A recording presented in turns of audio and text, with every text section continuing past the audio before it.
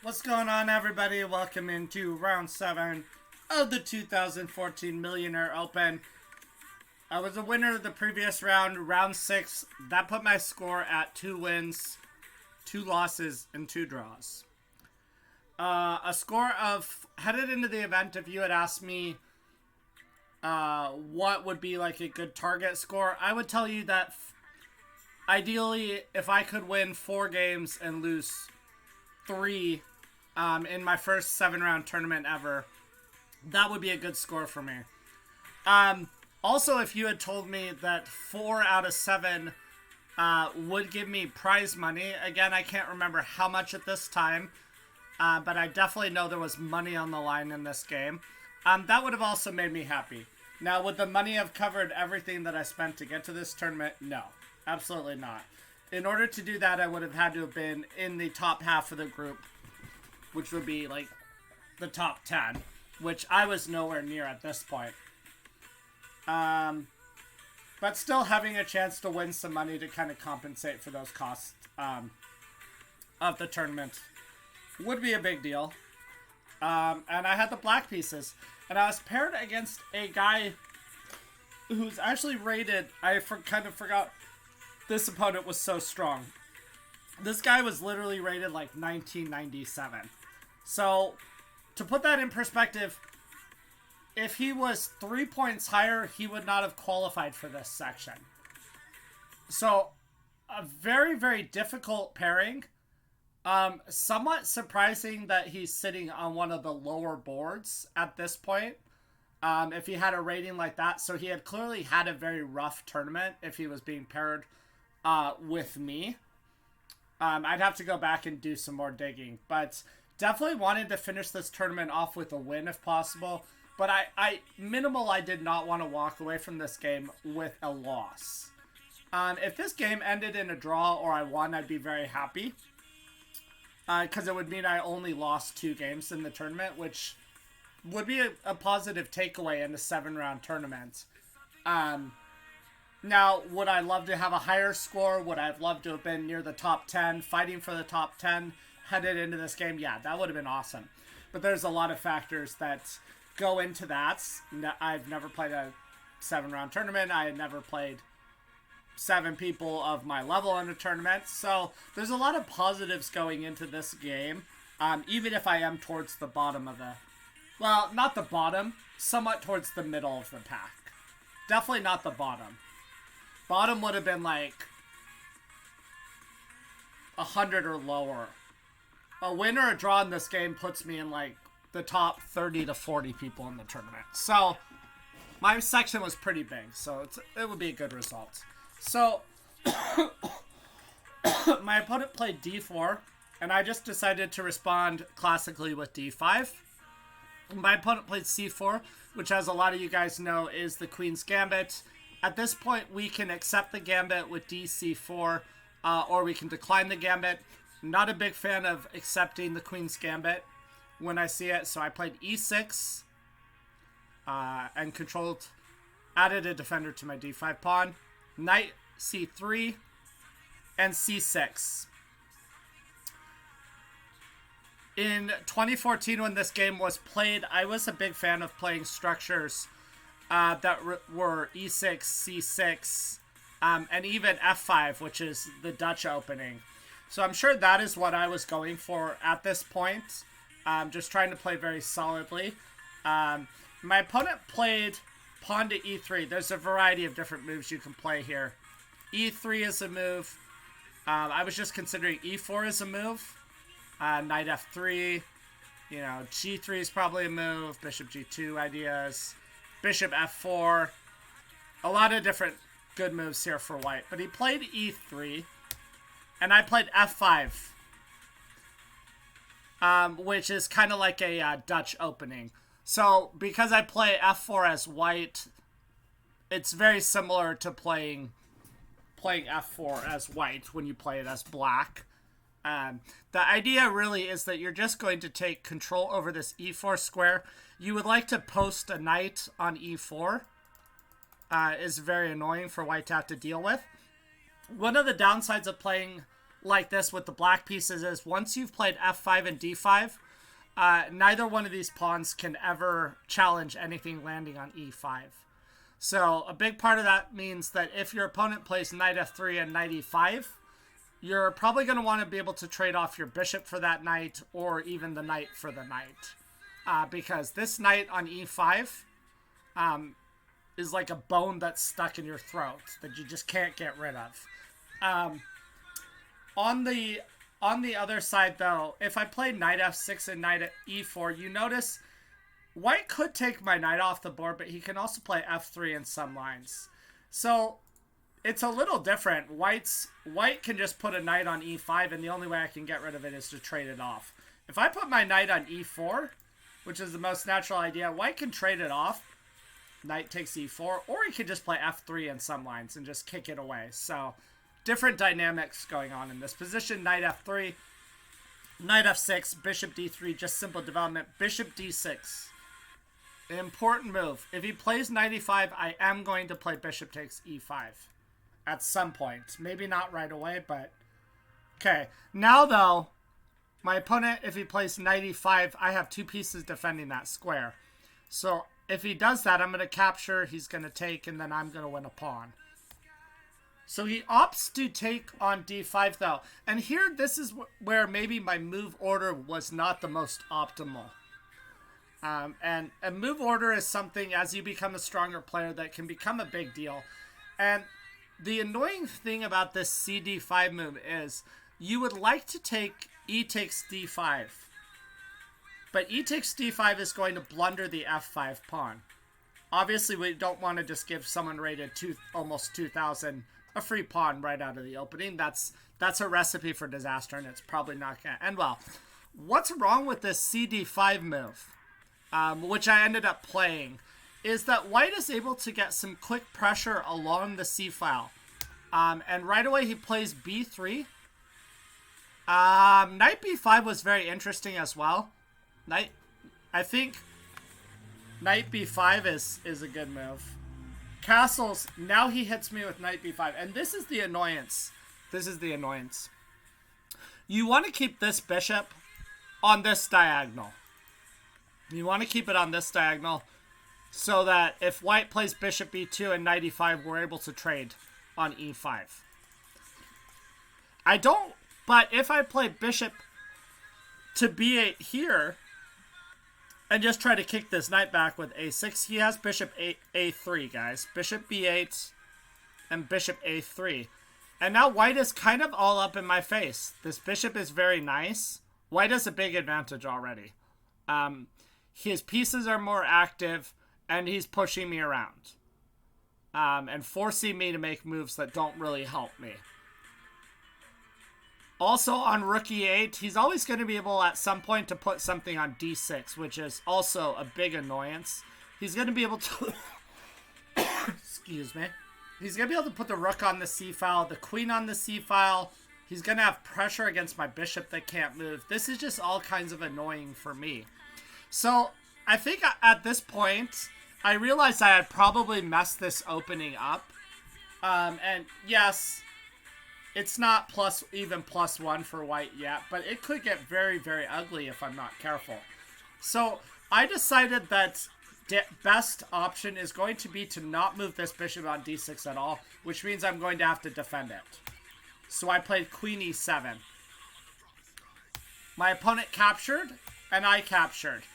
White has a dominating position, guys. Dominating position. I'm going to end up in a very passive scenario here, and it's already plus almost 2.5 for white. Which is basically winning, most of the time for white, if you have that. But again, chess is a game played between humans. I am not playing a grandmaster or somebody with the title, so that does help my odds of coming back in this game. And I'm going to fight it out, I'm not just going to resign a position early in the game, last round of a tournament. I'm going to fight this out. I'm going to make my opponent convert his advantage if he's going to win this. a4, very, very strong. My opponent wants to play bishop a3 and skewer my queen and my rook. Obviously, we can't allow this, so the rook needs to move. Bishop a3 tempo. And then queen b8. Not a move I'm very happy to have to play. But I need to try to fight for control over this c7 square. My opponent is going to play rook c8. He's going to play queen c2. And he's going to put the queen in on c7. And he's going to have this annoying bind that's very, very hard to deal with. But again, I am going to fight. I'm going to fight in this position. And if my opponent wins, so be it. But I'm going to make it as difficult as possible. Rook c1. Excellent move. Knight e4. And my opponent plays queen c2. And now, not only are my queen and my bishops passive, queen and my light square bishop passive, the rook has to stay defending this bishop. If the rook is not defending the bishop, then the queen can just take twice on c8 in some lines. So the rook, my rook is passive, my bishop is passive, my queen is passive. My rook on a8 can't get out. And this knight really has nothing it can do by itself. So from that perspective, it's very easy to see why this is +3 for white. What do you think? Anyone think I'm able to fight back in this game? It's not looking very good at this point. Bishop b4. Very, very interesting idea. I think what my opponent is saying is he wants to play bishop a5 and add even more control over this c7 square. Again, I'm in a very passive scenario, so I don't have a lot of options. I tried to activate my knight. The annoying thing about putting this knight on f6 is now he's going to be able to play knight e5. And I wanted to be able to swap off my knight for the knight in that line. But I have to move pieces. Otherwise, I'm just going to get squashed. And my opponent plays queen c7. And my opponent is just dominating this position. Equal material, but his pieces are just amazing compared to mine. All of his pieces are active. Whereas if you look at my position, sure, my knights are out. My rook's on e8s. But look at these queenside pieces over here. They're not doing anything for me. And you could say that my opponent, all of my opponent's pieces are doing things. This one can come over here. So that's why white is actually dominating this position. I played bishop d7 and my opponent took on e4. Which is a very, very bad move. My opponent should have just left that there. What I would have done if I was white was probably knight e5 to bring the knight to that aggressive square, or to play rook c2 and then just rook c1. Not really anything black can do. White can just build up his position. But bishop e4 gives up a big portion of his advantage, because I found a very, very clever move here. Rook c8. Rook c8, and now white is barely better, guys. He was completely winning a second ago, and now he is actually barely better. Why is he barely better? Because there is this clever little trick here, and my opponent did not see it. He did not see it. His best move, he needs to bring his queen to d6, where his bishop can control, defend that queen, and his queen's out of harm's way on the c file. But my opponent played a very natural move. He thought he was winning a piece here with knight takes d7, and I had already seen he was not winning a piece here. And now black is actually winning. So you have two options here as black. Obviously, knight d7, he's just going to play queen d7 A's up a piece. But my opponent missed this, one of these moves. If I play rook c7, he has knight b8. And I don't have time to take the knight because he's going to take my rook. So I have to play rook c1, rook c1, rook b8, and rook c7. No, I don't know about rook c7 because there's knight d5. But white's still better here, actually. The move I think my opponent missed and I saw was queen c7. Queen c7, winning an exchange. My opponent captures, I capture, and then he takes my knight. And from a completely lost position, guys, I have managed to win an exchange and I am in the driver's seat. Now, I will confess at this point, I did not convert this game. Now, did I lose the game itself? I do not lose this game. But this is one of those very rare moments in my life. I have a completely winning endgame, and I don't capitalize on it. Bishop c5 and a5. I played a lot of good moves. Rook a6. I play a lot of good moves. This is -5. It's just lost. b6, very good. Rook c2, completely winning. Then I want to bring the other rook to the c file and play rook c1 and trade rooks, and then I'm just going to completely win that. And these are all... This is a winning plan. Rook a2 is winning. Trade pawns. My opponent tries to counterattack. Very good play. I played rook a4, still winning. He takes. I defend my f6 pawn, still winning.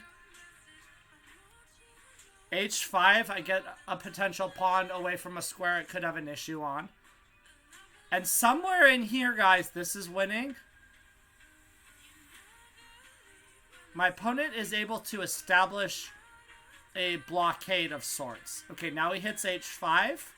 I decided to let him have the h-pawn, and this is the correct decision because the trump card in this position for me is my outside a-pawn. He doesn't really have time to go capturing this pawn because that's going to be some valuable tempos. He's going to have to take 2 moves to come back, and that's a lot of time. And I might, on rook h5, I might just play rook a7 and say your rook is never going to be able to come back and get behind because I'll just take it. And I have this d-pawn blocked. That would be the only thing that can really cause me issues here. He takes, and I played king e6. And I'm wondering, because this is the point where all the advantage is gone. So here I'm completely winning. I wonder the winning move is rook. No, it's not rook a7 because there's rook h7, skewering the king and the rook. The winning move is rook c8. That makes sense. So we cut off this rook from coming to h8 and a8. And when he takes on f5, we just play rook a8. And we're going to push this pawn through. The best he's going to be able to do at some point is to sacrifice something for it. And then we're going to be up even more material. So this is where I blew the winning position. Again, who knows what caused that blunder. You know, fatigue, not looking at the board long enough. You know, it could be a variety of reasons at this point. I played king e6, but that allows rook h8. And I'm slightly better, but I'm no longer winning. a4, he's able to get behind my pawn. And because he's able to get behind my pawn, again, there was one interesting chance here, is f4. Bishop f4, there's rook f4.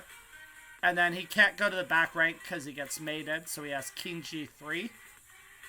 What's my move?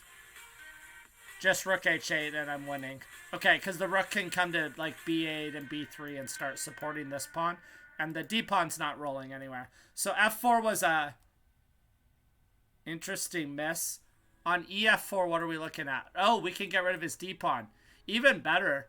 And then the king can come over and kick the rook away from my pawn and we can start making progress. The d-pawn is the only pawn really that has the potential to cause issues. So f4 I'm betting is my last moment in this game to come back. After rook b7, rook a8, it's straight up zeros. Now he has the h-pawn he can also push.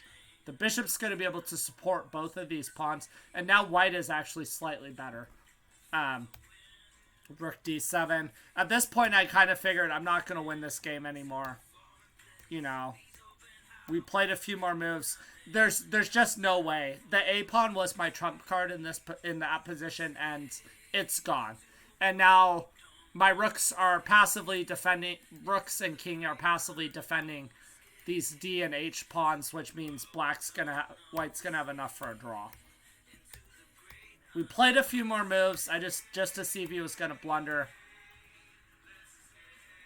Oh, and after rook d7, we just agreed to a draw. So, not quite the way I wanted to end this event. So I ended with 2 wins, 2 losses, and 3 draws. I did walk away with like $80 for my effort. I would be curious to go back and look at how much I would have walked away with had I scored the full point. Probably a couple hundred, I would guess. Which, again, would not have covered entry fee or hotel, or the plane flight, but would have been nice to walk away with a little bit more. But still a very, very fun event to play in. I learned a lot of valuable lessons, and going back and looking at these games has been so helpful to me. It actually gives me a lot more confidence for my next scenario that I'm in like this, because this was in 2014. And while some people go through phases in chess and they stop playing, so maybe if I had kind of not played as much after 2014 or studied, you might say I'm kind of around this same level, but I know I'm a lot better than I was when these games were played. And there was a lot of potential for a 4 to a 5 point out of 7 event in 2014. And I know I'm at least 100 to 200 points stronger. Now I need to get out and play more. So I have an opportunity to get up, but hopefully you enjoyed all these games. I appreciate you guys taking the time to watch them. Some very interesting end games. A couple of games of those draws, there were moments I could have capitalized and won those games. And I did not take advantage of those. I think the next videos, guys, I'm going to be posting is on the event I played. I think it was the week right after this being in Vegas for this event. I played in a local tournament, and I was able to take advantage of some of the things I learned from this event going forward into my next event, which arguably was not as strong, but was still a fun event. So hopefully at some point in the next several days, once I get finished posting these videos, you guys will be able to look at those as well. Anyway, hopefully you enjoyed. Don't forget to subscribe, leave some comments, questions. Again, what you like about my teaching, what I could do better. This is a growth process for me, guys, and I would love feedback on it. You guys have a good rest of your day, and I will see you for another video later. Thank you.